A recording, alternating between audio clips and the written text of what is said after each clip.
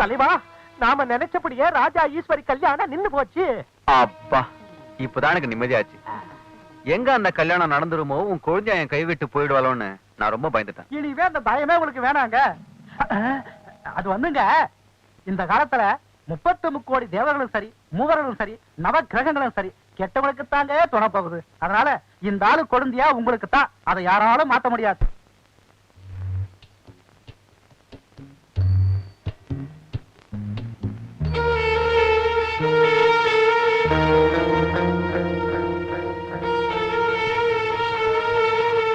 ஊருக்காரங்கெல்லாம் சொன்னப்ப நான் நம்பலடி.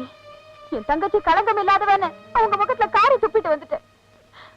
ஆனா இப்ப கண்ணு முன்னாலேயே பார்க்கும்போது நான் நம்புறேன்டி.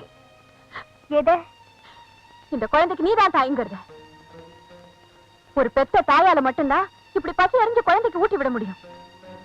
தவறி மத்தவங்க மேல நம்ம கால் பட்டுட்டா உடனே தொட்டு கன்னத்துல போட்டுக்கிறோமே, அதுக்கு பேர் பக்தியா?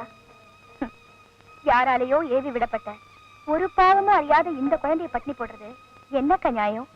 நியாயத்தை பத்தி பேச உனக்கு என்னடி அருகதை இருக்கு? ஒருத்தனுக்கு மனைவின்னு சொல்லி முந்தானி விரிச்சிட்டு இன்னொருத்தனை நினைக்க உனக்கு எப்படி மனசு வந்தது? அக்கா, புருஷன் மனைவிங்கிற உறவு முறை இல்லாத மிருகம் கூட குட்டியை உதாசீனப்படுத்துறது இல்லடி. ஆனா நீ பெத்த குழந்தைய ஊரறிய இல்லன்னு மறுத்துட்டியே, நீ உருப்படவியா? அக்கா, பணத்துக்காக நீ இன்னொருத்தனை விரும்பினா அது விபச்சாரம். அழகுக்காக நீ உன் மேல ஆசைப்பட்டிருந்தா அது அசிங்கம். எப்படி பார்த்தாலும் நீ நடத்த கட்டவன் பூஜையில பொழிக்கிறத பாவண்டி.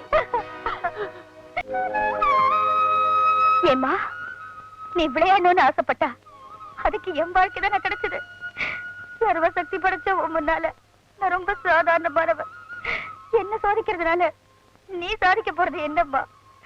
இருந்த இடத்துல இருந்தே 7 லோகத்தையும் பாக்குறவளாச்சே நீ.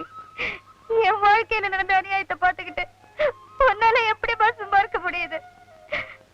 நீ பேசுவேங்கிற தைரியத்துல தானே நான் மௌனமான. நீ இப்படி மௌனமா வேடிக்கை பாக்குறியே, இது என்னம்மா நியாயம்?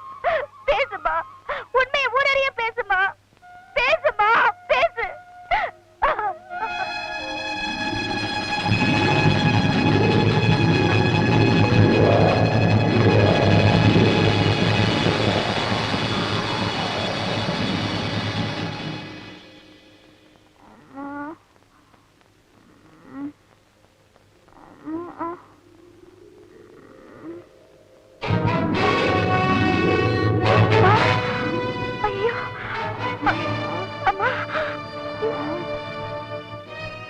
அம்மா, கொடுமைக்கு காரணமானவங்களை விட்டுட்டு உன் கோபத்தை ஒரு பாவம் அறியாத குழந்தை மேல காட்டிட்டியே.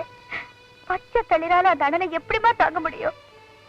என்னம்மா விஷயம்? குழந்தைக்கு அம்மா கண்டிருக்குமா? குழந்தைக்கு தாயானவ தலைமொழிக்கிட்டு ஈர துணியோட கோயில்ல அங்க பிரதர்ஷனம் பண்ணிட்டு சன்னிதானத்துல கொடுக்கிற வேப்பலையும் தீர்த்தத்தையும் கொண்டு போய் குழந்தை கொடுத்தா எல்லாம் சரியா போயிடுமா. கவலைப்படாத, முதல்ல அதை செய்யுமா, போ. இன்னும் பல வீடியோக்களை காண சன் லைஃப் சேனலை சப்ஸ்கிரைப் பண்ணுங்க.